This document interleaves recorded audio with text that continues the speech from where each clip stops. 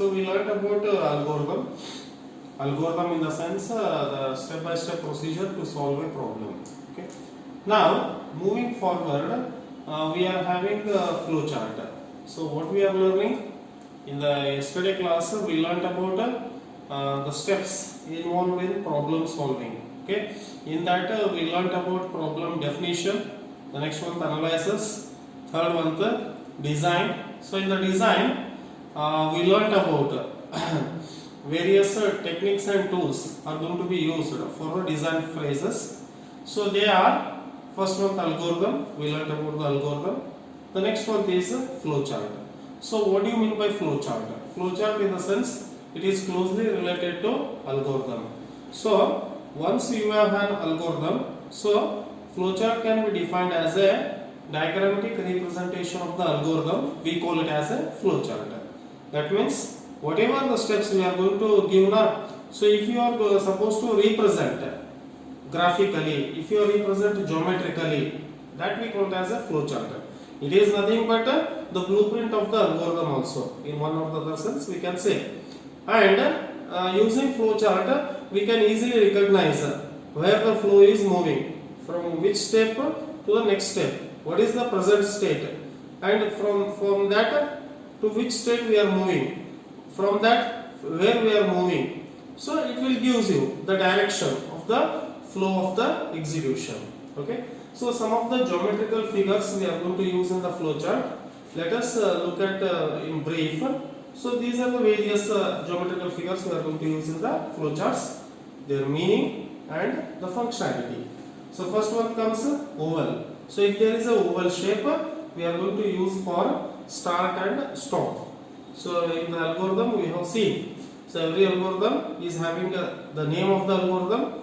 We will start the algorithm, finally we will terminate, we will end the algorithm. So to define that, we are going to use a geometrical shape called oval. And next here comes a parallelogram. Okay, so parallelogram is used for input and output. So we are going to read the values now. In case of finding the area of a square, we are going to read side. In case of finding the area of a circle, we are going to read radius. Okay. And in case of simple interest, we are going to read principal amount, time and rate of interest. Okay. These are the inputs. And what are the outputs? Area of a square, area of a circle, area of a rectangle, calculating simple interest. These are the outputs. So for all these we are going to use parallelogram. And processing, that means any formula we are going to take and how they are going to be processed.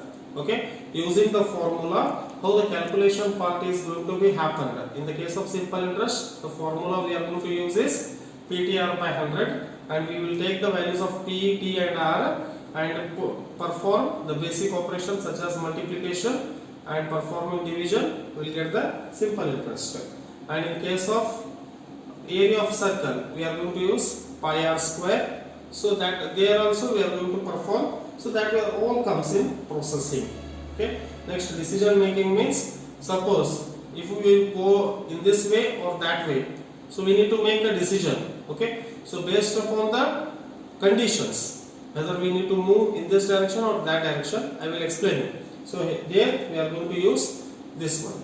And next, for connections, we are going to use arrow like symbols. Okay.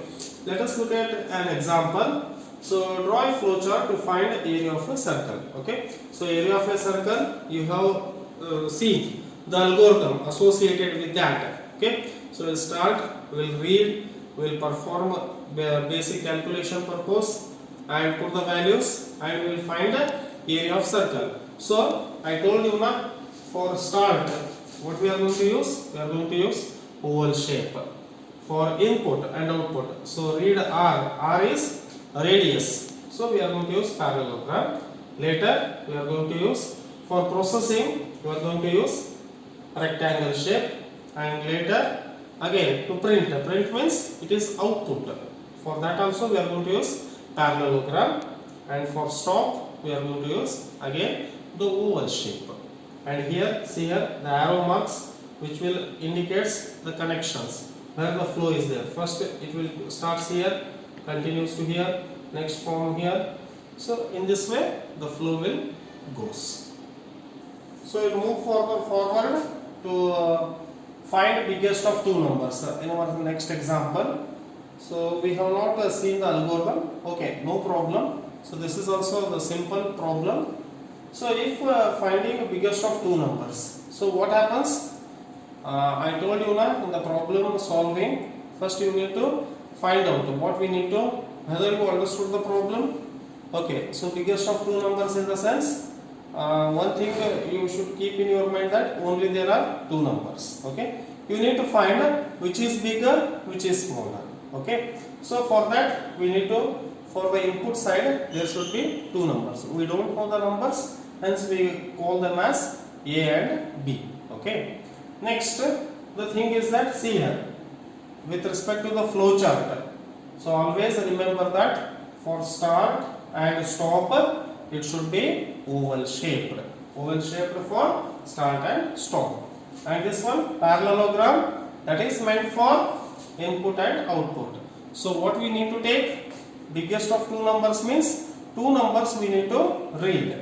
So hence we have used parallelogram for reading, for inputting. So read A comma B. Next is we need to make a comparison. Okay, whether A is greater or B is greater. We just have to make in between them. So we have taken for comparison or decision making, what we call as a. So this one we have taken. Okay, so for decision making, is A greater than B? Okay, so it results in either true or false. For example, just take. So take the value of A as 5, B as 7. Okay. So here again, what is the value of A?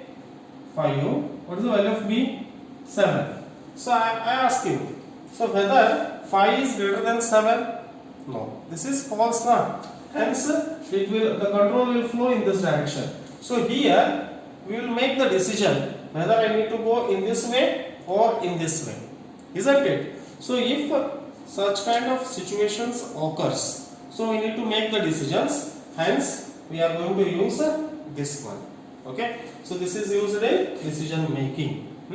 So this is false, so hence we will print B, that is, so 7 is the biggest among these two, and finally we will stop this one. Okay, so you understood the concept of the flow charts that we are going to use in the algorithms. So I will give you some examples. You just try it yourself. Okay, what are the algorithms that we have learnt? So on those algorithms you just try yourself to draw the flow charts on these algorithms and submit it to me.